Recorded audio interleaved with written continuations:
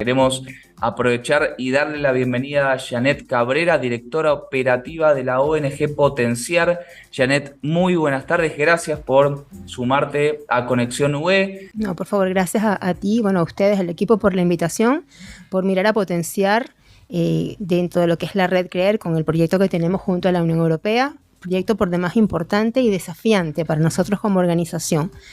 Bueno, como bien dices, la red CREER es una organización o una plataforma, digamos, colaborativa. Actualmente tenemos más de 124 miembros dentro de lo que es la red. ¿Esos miembros quiénes son? Son empresas privadas, son organizaciones de la sociedad civil, son entes públicos, organismos públicos que regulan y están muy involucrados en todo el tema de personas privadas de la libertad. Y nosotros como red somos los que estamos liderando en este momento este proyecto. La red CREER forma parte de los tantos proyectos que desde Potenciar se gestionan y se lideran. Y respondiendo a tu pregunta, sí, nosotros somos una organización, hablando como red en este momento, que si bien tuvimos la suerte de contar con ser seleccionados dentro de la convocatoria que se hizo desde la Unión Europea hace un par de años, efectivamente nosotros salimos ganadores, digamos, de este beneficio, lo cual significa para nosotros una grandísima responsabilidad, no solamente por el compromiso, digamos, con la Unión Europea y lo que significa, también el compromiso con los co-solicitantes y las organizaciones que forman miembros de la red, sin contar con el compromiso directo que tenemos con las personas privadas de la libertad y las personas que ya han estado liberadas. ¿Y cómo es particularmente el trabajo que hacen aquí en Argentina? Mira, este proyecto para nosotros es altamente desafiante, como le comentaba yo hace un rato.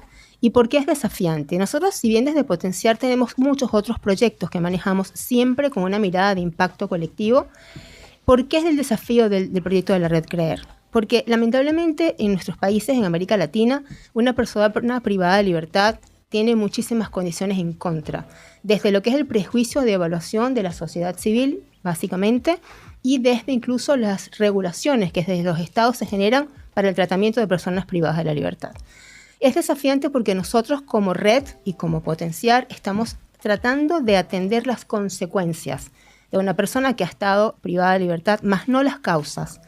Yo creo que si desde los mismos estados de nuestros países se pusiera un poco más de atención a trabajar en las causas para evitar que esas personas caigan en situación de privacidad de la libertad, el trabajo nuestro no sería necesario o en todo caso sería mucho más fácil.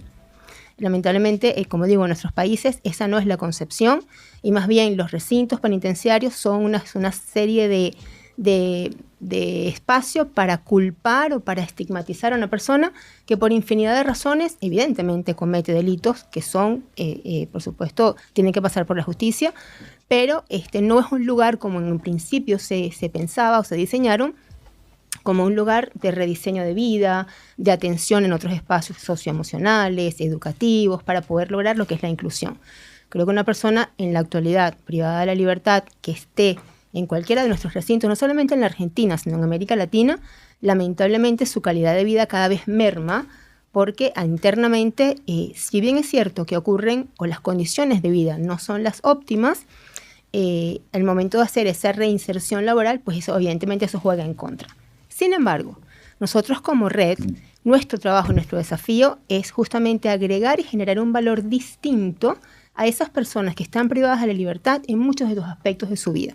Por ejemplo, nuestro foco está en 3 áreas, que es toda la parte socioemocional del individuo, por un lado. Por otro lado, las habilidades técnicas para que puedan tener un conocimiento mínimamente de un oficio que les permita a ellos insertarse dentro del mundo social y económico y poder tener una vida económicamente, digamos, digna, por lo menos, ¿no?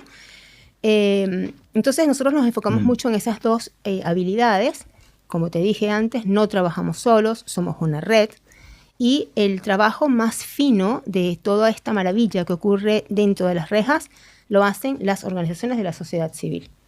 Organizaciones muy de base, que tienen muchísimas habilidades, que algunas están conformadas con personería jurídica, otras necesariamente no, pero que tienen una llegada muy directa a nuestro público objetivo, que es una persona privada de la libertad, o ya liberadas, que también hay muchísimas personas, y también tienen un contacto directo y cumplen, digamos, con una normativa que existe dentro de los centros penitenciarios. Es interesantísimo. Y Janet, ¿hace cuánto tiempo, hace cuántos años están trabajando sobre esta temática y cuál es la evolución que han notado ustedes con respecto a lo que trabajan justamente? Mira, nosotros como red tenemos más de 3 años conformadas. Dentro de lo que es el proyecto de la Unión Europea, estamos en el segundo año de ejecución. Es un proyecto que se diseñó para una perdurabilidad de 3 años. Este es nuestro tercer año, que comienza ahora en el mes de marzo justamente. La situación carcelaria en la Argentina, al igual que cualquier país de América Latina, es una situación compleja. Nosotros tenemos Mm. penales que son digamos, de gobernanza federal y tenemos penales que son de gobernanza provincial, a lo cual la llegada y el abordaje es absolutamente distinto. Tenemos penales que son solo para caballeros o penales que son solo para mujeres y penales que eventualmente tengan ambas comunidades, pero claramente en sus propios nichos, ¿no?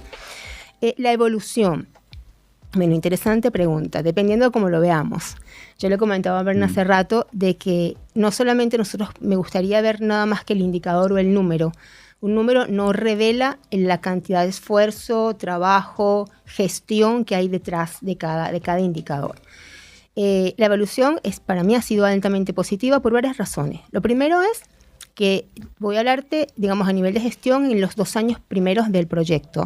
Nosotros hemos podido completar, por ejemplo, a nivel de habilidades socioemocionales, hemos podido ya trabajar en alrededor de 550 personas que han sido participantes activos de alguna capacitación que se haya dictado a través de la red CREER.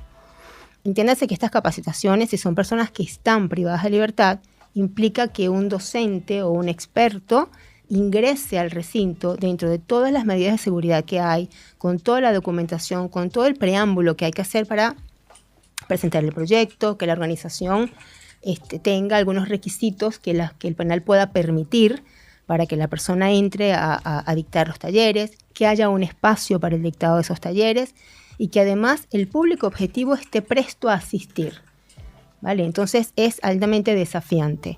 Piensan también que la mayoría de las capacitaciones que hacemos son en sesiones de 2 horas, hora y media, dependiendo, y que en el transcurso de esas sesiones, que pueden durar 2 meses y medio, 3 meses, la situación dentro del penal cambia. Las personas privadas de la libertad pueden ser trasladadas a otros centros penitenciarios, pueden suspenderse de un momento a otro las actividades por problemas internos, motines, sencillamente no quieren recibir la capacitación o todo lo contrario, están muy prestos a recibir las capacitaciones. De manera que no es solamente el diseño como tal de la formación, sino es también todo lo que implica en cuanto a gestión, documentación y demás, que se llegue a dar la formación.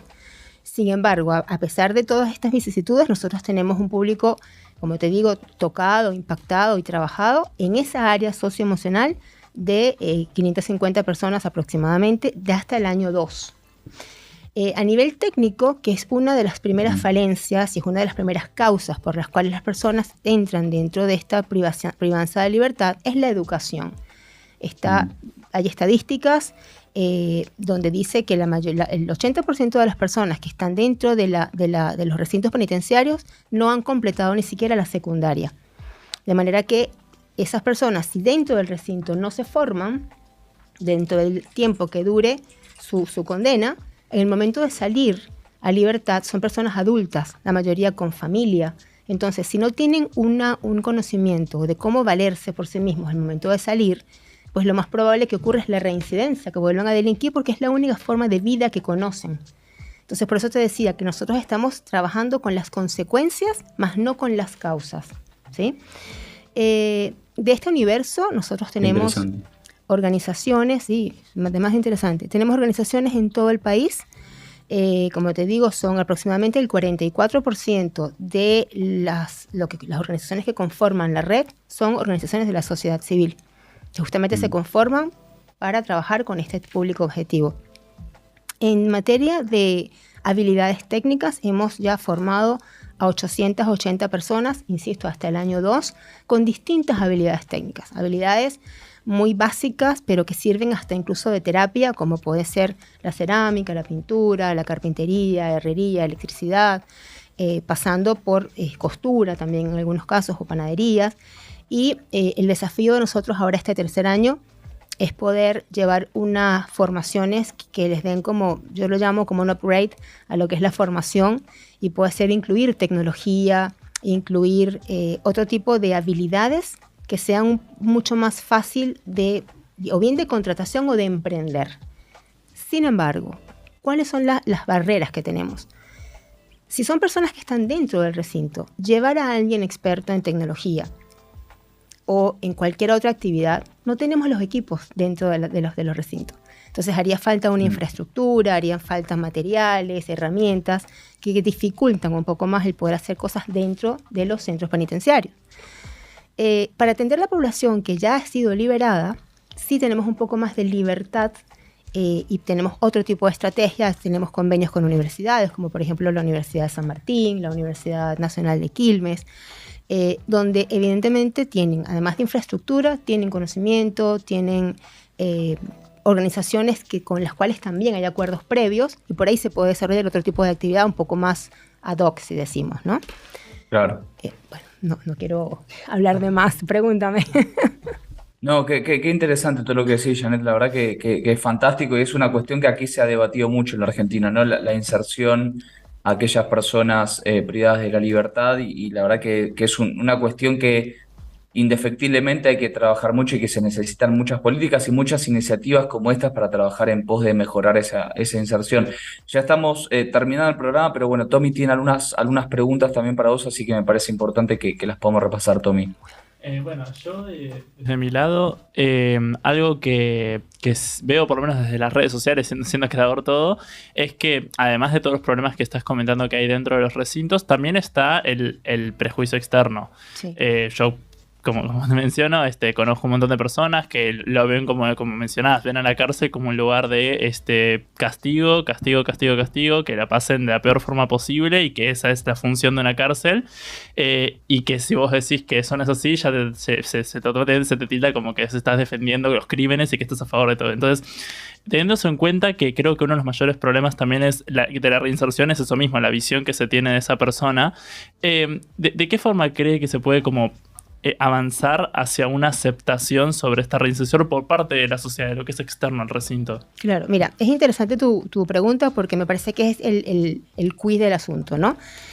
Hay distintas responsabilidades compartidas. Nadie nace delincuente, la gente se hace, y se hace por carencia de derechos.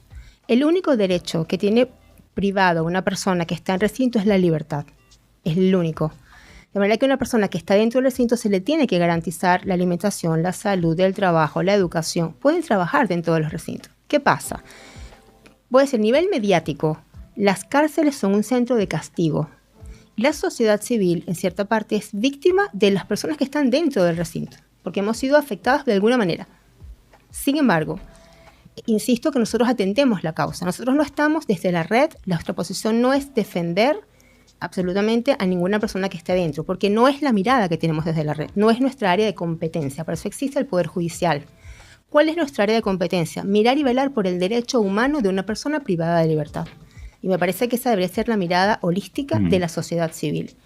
¿Okay? Ahora, los medios tienen mucha influencia también en esto, el Estado Nacional tiene también influencia en esto, en cuál es el tratamiento que se da, cuál es la forma incluso en que las noticias, cuando ocurre algún hecho, se difunde. Parte de los objetivos de la red y de las actividades que hacemos son conversatorios con periodistas para ver de qué manera se optimiza la forma en que se difunden hechos.